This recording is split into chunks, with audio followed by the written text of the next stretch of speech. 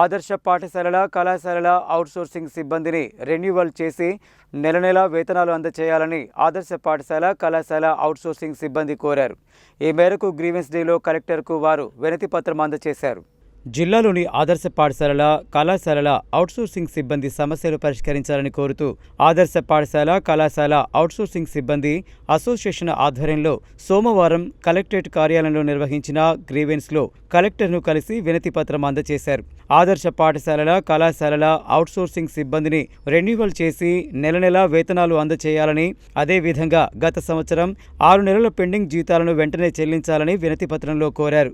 ఇందుకు కలెక్టర్ చంద్రశేఖర్ సానుకూలంగా స్పందించి 2-3 రోజుల్లో ఏజెన్సీలను రెన్యువల్ చేపించడంతో పాటు పెండింగ్ జీతాలను వారంలోపు వచ్చేటట్లు అధికారులను ఆదేశించినట్లు ఆదర్శ పాఠశాలల కళాశాలల అవుట్సోర్సింగ్ సిబ్బంది తెలిపారు. ఈ కార్యక్రమంలో ఆదర్శ పాఠశాలల కళాశాలల అవుట్సోర్సింగ్ సిబ్బంది అసోసియేషన్ జిల్లా అధ్యక్షులు సంకటి రమేష్, అనురాధ, రామ్, నరేష్, విజయ్, సోని, రాము, మానస, మాధవి, సత్యనారాయణ, సురేష్, వెంకటయ్య, మల్లేష్, నాగరాజు తదితరులు పాల్గొన్నారు.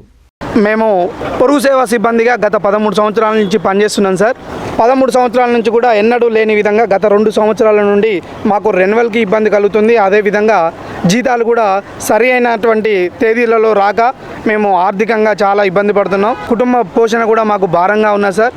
ఇదివరకు బాగానే 10వ తారీఖు వరకు జీతాలు వచ్చేసారు, కానీ గత 2 సంవత్సరాల నుంచి రెన్యువల్ కూడా లేట్ అయింది సార్. లాస్ట్ ఇయర్ సెప్టెంబర్లో రెన్యువల్ అయింది. అంతకు ముందు చేసినటువంటి నెలలకు కూడా జీతాలు రాక మేము చాలాసార్లు కలెక్టర్ సార్ని కూడా సంప్రదించడం జరిగింది. అవి త్వరలో వస్తాయని సానుకూలంగా చెప్తున్నాడు. మా ప్రధాన సమస్య ఏంటంటే మార్చి 31 వరకే ఉంటుంది సార్ మాది రెన్యువల్. తర్వాత మళ్ళీ ఏప్రిల్ నుంచి కొత్త రెన్యువల్ ఉంటుంది. అది రెన్యువల్ కాకపోవడం వల్ల మాకు జీతాలు ఆగినాయి సార్. దయచేసి ఇప్పటికైనా 1వ తారీఖున జీతాలు ఇవ్వాలి, రెన్యువల్ త్వరగా చేయాలి సార్.